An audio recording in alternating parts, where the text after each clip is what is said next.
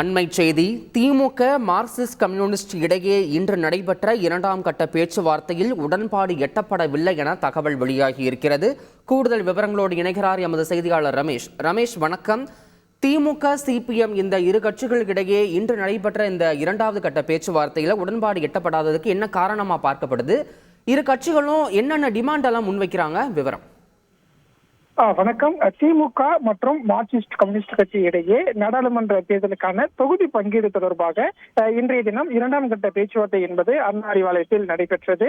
திமுகவுடைய பேச்சுவார்த்தை குழுவும் மார்க்சிஸ்ட் கம்யூனிஸ்ட் கட்சியின் பேச்சுவார்த்தை குழுவும் அண்ணா அறிவாலயத்தில் பேச்சுவார்த்தையை நடத்திய நிலையில் இன்றைய பேச்சுவார்த்தையில் ஒரு உடன்பாடு என்பது எட்டப்படவில்லை.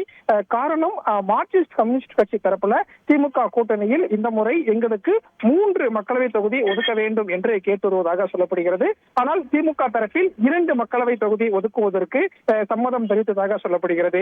அந்த 2 தொகுதியுமே மதுரை, கோவை வேண்டும் என்று மார்க்சிஸ்ட் கம்யூனிஸ்ட் கட்சி தரப்புல கேட்டதா சொல்லப்படுகிறது. ஆனால் திமுக தரப்புல மதுரை தொகுதியை ஒதுக்குவதற்கு சம்மதம் தெரிவித்துவிட்டதாகவும், ஆனால் கோவை தொகுதிக்கு மாற்றாக வேறொரு தொகுதியை வாங்கிக் கொள்ளுங்கள் என்று சொன்னதாகவும் தகவல் வெளியாகி இருக்கிறது.